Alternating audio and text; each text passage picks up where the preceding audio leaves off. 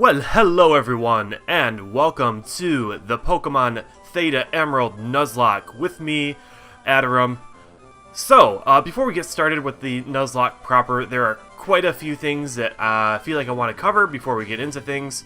First of all, as always, I do want to go over the Nuzlocke rules, just in case you haven't ever watched a Nuzlocke before, or in case you need clarification, because sometimes the rules do vary by who's playing them. There's a couple of minor rules that kind of get changed around. First of all, the primary rule of a Nuzlocke is that if a Pokemon faints in battle, it's dead. You have to release it. Some people like to box their Pokemon after they die, but I prefer releasing them because I feel like that's a more permanent solution. Second of all, you must nickname all of your Pokemon. That's to kind of form a sort of emotional connection with each of your Pokemon, and to kind of make it hurt that much more when you lose one of your team members. And third, you have to catch the first Pokemon you find on every route you get to, and only the first Pokemon. There are a couple exceptions to that. In my previous Nuzlocke, there was a duplicates clause, and later on I kind of realized I had to put some limits on that. So basically, if I encounter a Pokemon I've already caught, or I have already used in the playthrough, even if it's dead, I cannot catch that Pokemon again. In addition, I can't catch an evolution of that Pokemon. For example, if I had a Pidgey and it died, I wouldn't be able to catch a Pidgeot later on. That would be ineligible. And I'm given 3 tries to encounter a Pokemon that I have not caught before. If I don't find a new Pokemon within 3 tries, then the catch for that route is forfeited. And I believe that's everything in terms of the actual Nuzlocke rules.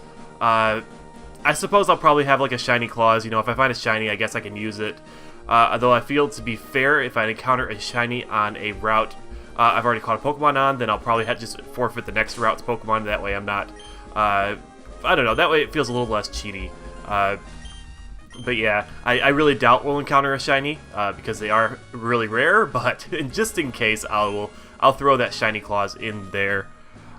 So yeah, as for what this is, as you guys will notice by the title of the video and the fact that I called it Theta Emerald, this is not your standard Pokemon Emerald game. This is actually a ROM hack that adds a whole bunch of stuff. It keeps the main story of the game the same.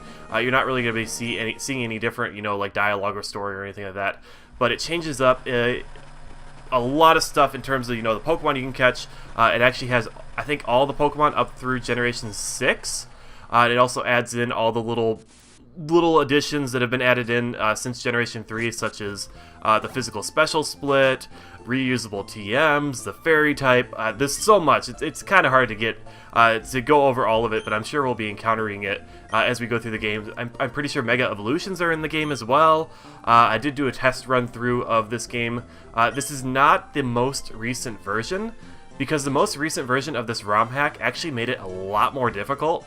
And when I did a test run on the most recent version, I lost the Nuzlocke before I even got to the first gym, because the trainers are just insanely difficult. And I didn't even, you know, bother going the rest of the way through the game. But I found an earlier version, I believe it came out last year. The most recent version came out just a couple weeks ago, I think. But I went back to a different version because the earlier version is a little bit easier. While not being, I mean, I don't want it to be like super easy, but I feel like, you know, playing through it, I did have a decent amount of challenge.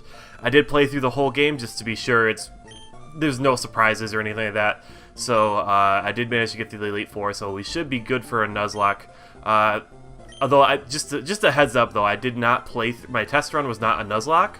I mean, my second test run was not a Nuzlocke. And I did end up fainting a couple times in battle, though I wasn't really paying that much attention. I kind of fast-forwarded a lot through the game, because I just wanted to do, you know, a quick test run, but I feel like the difficulty seems like it should be good. Yeah, I didn't want to, you know, play a game that was incredibly difficult and end up having a 3-episode Nuzlocke or something like that. I mean, I am hoping to get through the game this time. If you weren't here for the last one, I did not make it through Pokemon Silver. I actually lost to the Elite Four, but yeah, I'm hoping to actually get through the game this time.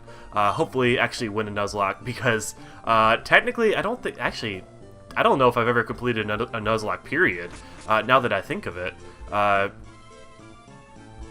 Yeah, because I've played a couple of Nuzlockes on this channel, I think. I had a Pokemon Ruby Nuzlocke at one point that I think I only got 2 episodes in. I had a Pokemon Emerald Randomizer Nuzlocke, which is still on my channel.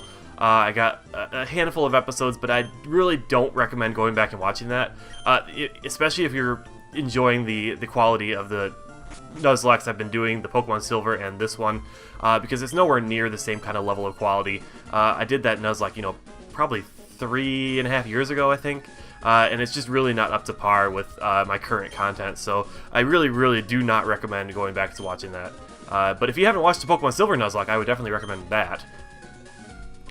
So there are a couple changes I've been putting in place for this one.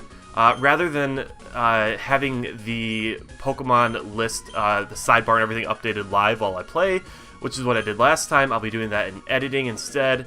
That should make things a little bit easier. That way, you know, I'm not going to have to, you know, stop the recording to go add Pokemon to my team and all that kind of stuff, which is what I was doing last time. If you remember the first couple episodes in which I would forget to add a Pokemon to the team.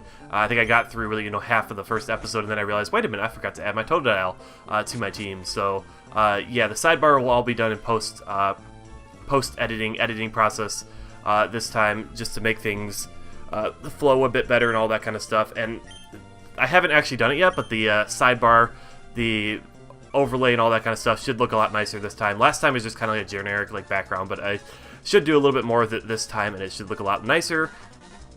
But yeah, anyways, this is, as you will see, episode 0, because we're not actually going to get too far into the game right now. I did want to have a little bit of audience interaction and let you guys pick my starter. So, the episodes actually end off here with the starter selection. This ROM hack does not change the starters. I actually did that myself because I have played through the Hoenn games, you know, like a million times. And as much as I love, you know, actually all the starters in Hoenn are actually really good.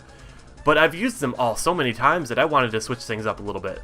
So I picked a Pokemon from each of the first 3 generations of different types as kind of my options for these starters. So I'll let you guys go ahead and pick which starter you want me to use. The options are Psyduck, Houndour, and Cacnea. Just a couple of Pokemon that I don't tend to use very often. I figured they could be some interesting choices.